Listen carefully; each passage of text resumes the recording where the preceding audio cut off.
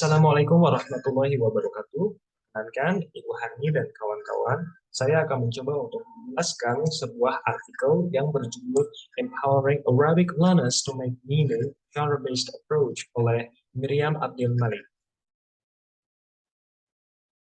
Sebagai latar belakang, sudah umum bahwa dalam pembelajaran keterampilan menulis, biasanya lebih memerhatikan ketepatan dalam ejaan dan tata bahasa. Pemilihan penggunaan bahasa dalam keterampilan menulis dapat menyiratkan makna yang berbeda-beda untuk menghasilkan tujuan sosiokultural. Dalam konteks pembelajaran bahasa asing, untuk mengembangkan pemahaman pembelajar terkait konteks sosiokultural ini biasanya terbatas karena bahasa asing tidak dibutuhkan di negara tempat dia belajar. Selain itu, pembelajar AFL atau Arabic as Foreign Language yang ada di kampus peneliti, mereka menghasilkan tulisan yang masih bernuansa bahasa Inggris, tapi dengan kata-kata bahasa Arab. Sehingga diperlukan penelitian untuk menguji apakah Gender-Based Approach atau GBA melalui Specific Functional Linguistics atau SFL dapat meningkatkan keterampilan menulis pembelajar AFL tersebut yang masih berada di level pemula agar dapat membuat teks yang lebih bermakna. Inilah yang menjadi tujuan dari penelitian ini. Sebagai informasi tambahan juga bahwa GBA ini sebelumnya sudah banyak diterapkan untuk pembelajar bahasa Inggris dalam meningkatkan keterampilan menulis pembelajar. Juga diterapkan untuk bahasa Spanyol di Amerika Serikat, bahasa Inggris di Jepang, dan bahasa Cina dalam kursus online yang semuanya memiliki latar pembelajar sebagai bahasa asing. Selanjutnya, landasan teori yang digunakan dalam artikel ini ada tiga, yaitu Teaching Learning Cycle atau TLC dari Sydney School. Pembahasan mengenai Sydney School ini lebih lengkapnya dapat dirujuk di bukunya Martin dan Rose. Yang kedua adalah teori genre. Genre yang dimaksud dalam artikel ini adalah teks tertulis atau lisan yang dapat mencapai tujuan sosial tertentu. Dalam penelitian ini akan digunakan teks recount yang menceritakan tentang rutinitas harian seorang tokoh sebagai konten pembelajarannya. Sementara itu, SFL adalah teori sosial bahasa yang melihat bahasa sebagai jaringan sistem dan penulis membuat pilihan yang sesuai dengan konteksnya dari jaringan tersebut. Teori ini berfokus pada hubungan antara bentuk dan fungsi di mana leksikogrammar adalah sumber pembuatan makna yang tersedia bagi pengguna bahasa untuk digunakan dalam budaya langsung dan lebih luas. Atas dasar ini, tata bahasa tidak dipandang sebagai aturan yang menentukan benar atau salahnya suatu struktur, tetapi sebagai sarana untuk mengungkapkan secara kreatif tiga makna yang saling memengaruhi dalam genre, yaitu tekstual, ideasional, dan interpersonal. Mana tekstual berkaitan dengan bagaimana teks diatur dan mana antar kalimatnya saling berkaitan. Lalu mana ideasional berkaitan dengan bagaimana isi atau kontennya diungkapkan. Sementara mana interpersonal berkaitan dengan hubungan antara pembaca dan penulis, serta bagaimana attitude diungkapkan. Attitude dalam artikel ini adalah yang menjadi framework untuk analisis data yang diteliti. Attitude dalam teks ini diungkapkan melalui bahasa evaluatif yang negatif atau positif, dan dibagi menjadi tiga kategori utama, yaitu judgment, affect, dan appreciation. Judgment ialah bahasa untuk menilai perilaku orang, lalu affect adalah bahasa untuk mengungkapkan perasaan dan emosi, dan appreciation adalah bahasa untuk menilai orang dan benda. Bahasa yang menyampaikan attitude ini dapat dimodifikasi intensitasnya ketika diungkapkan. Nah, attitude inilah yang akan menjadi fokus dalam artikel ini yang nantinya akan diteliti perbandingannya dalam teks yang dibuat oleh mahasiswa sebagai pembelajar sebelum dan setelah diterapkannya JBA. Dalam penelitian ini, sebanyak 15 mahasiswa yang berpartisipasi dan akan diteliti hasil tulisannya untuk diobservasi apakah ada peningkatan dalam keterampilan menulisnya atau tidak. Seperti yang dijelaskan sebelumnya, dengan menggunakan SFL sebagai frameworknya, data yang dianalisis adalah seberapa banyak dalam tulisan para mahasiswa ini yang memuat makna interpersonal sebelum dan setelah diterapkan JBA. Analisis ini dilakukan secara kuantitatif. Nah, selain itu, dari 15 mahasiswa ini, 2 diantaranya akan dianalisis juga secara kualitatif untuk melihat deskripsi lebih jauh terkait penggunaan sumber daya linguistik evaluatif yang memiliki makna interpersonal dalam tulisan mereka berdua sebelum dan setelah diterapkannya JBA. Dalam pelaksanaannya, para mahasiswa ini disiapkan terlebih dahulu untuk menulis teks recount sebelum JBA diterapkan, yaitu dengan mengenalkan siswa aspek budaya rutinitas sehari-hari dari tokoh utama, kemudian mengenalkan kosakata dan aspek tata bahasa untuk menjelaskan rutinitas seperti cara menunjukkan waktu, kata kerja untuk present tense, dan lain-lain.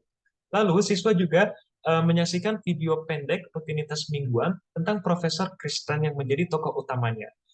Kemudian, para mahasiswa tersebut diminta untuk menulis teks recount terkait gambaran tokoh yang ada dalam buku mereka, sambil melihat gambaran tokoh tersebut dalam sebuah video.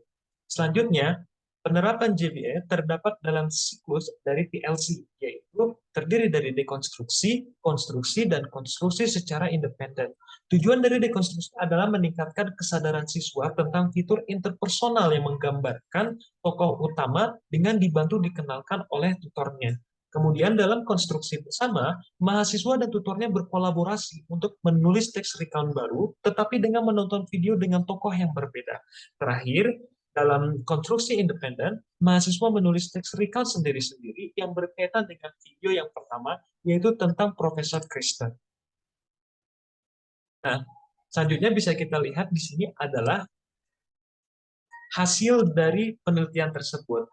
Di sini berikut adalah nama mahasiswa terdiri dari 15, kemudian level pemerolehan di sini yaitu adalah level pemerolehan bahasa Arab mereka yang sebelumnya mereka raih pada pelajaran bahasa Arab sebelumnya. Ada 3 level, yaitu rendah, menengah, dan tinggi. Kemudian pada kolom di sini adalah pre-GPA, yaitu adalah hasil dari penggunaan, seberapa banyak penggunaan bahasa evaluatif yang mereka gunakan ketika menulis text recount sebelum diterapkannya GPA. Sementara yang ini adalah seberapa banyak bahasa evaluatif yang mereka gunakan setelah diterapkannya GPA. Sementara ini adalah perolehan skor adalah seberapa banyak tingkatan dari pra ke pasca.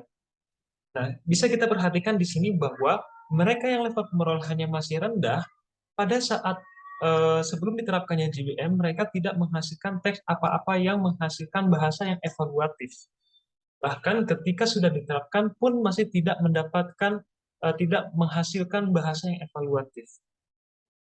Ini beberapa kita bisa melihat bahwa pemerolehan skornya cukup bervariasi, dan 2 di antara 15 mahasiswa seperti yang disebutkan sebelumnya, yaitu Nicole dan Amina, yang mana Nicole ini adalah mewakili yang dari level menengah, sementara Amina mewakili yang level pemerolehannya tinggi. Hasil tulisan mereka berdua akan dilihat secara kualitatif untuk bisa melihat seberapa jauh penggunaan yang mereka dapatkan untuk membuat bahasa yang evaluatif ini. Bisa dilihat bahwa kedua-duanya, baik Nicole maupun Amina, pada saat sebelum diterapkannya JBN, mereka tidak menghasilkan bahasa evaluatif sama sekali. Tetapi setelah diterapkan, Nicole menghasilkan 6 dan Amina menghasilkan 7 penggunaan bahasa yang evaluatif.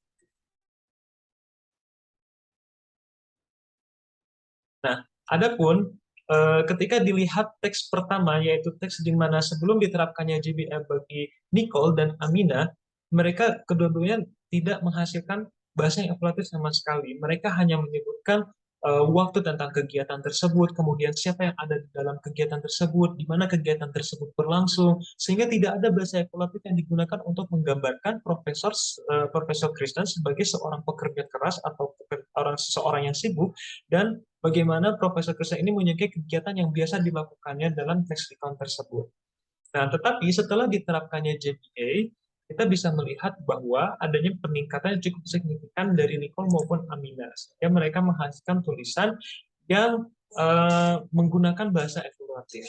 Di sini bisa kita lihat bahwa yang berwarna merah ini adalah penggunaan bahasa evaluatif untuk menggambarkan Profesor Kristen sebagai pekerja keras, sementara yang berwarna hijau, penggunaan bahasa evaluatif untuk menggambarkan Profesor Kristen yang menikmati rutinitas mingguannya.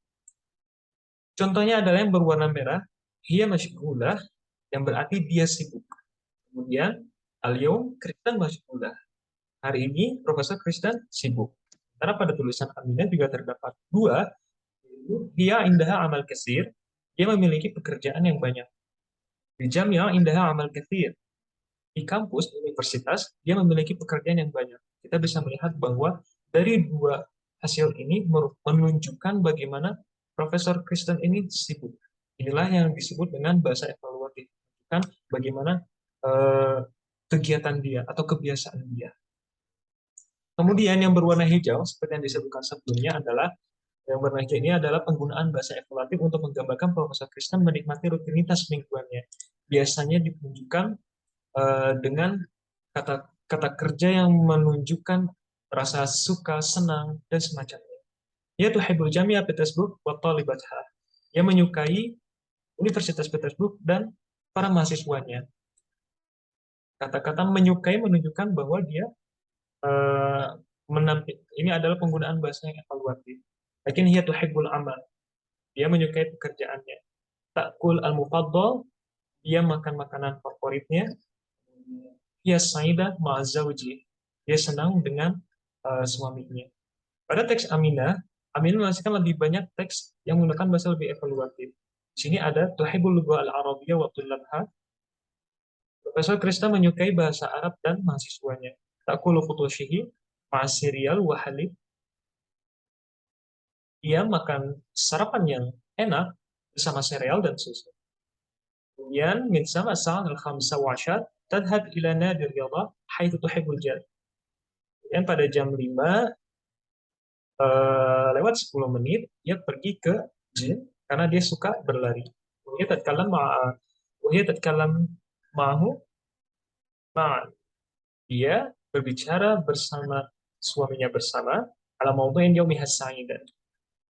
Ada hal-hal yang membuat hidupnya atau membuat hari-harinya bahagia. Ini bisa kita lihat penggunaan bahasa bagaimana dia menyukai sesuatu. Ini yang menjadi bahan evaluasi.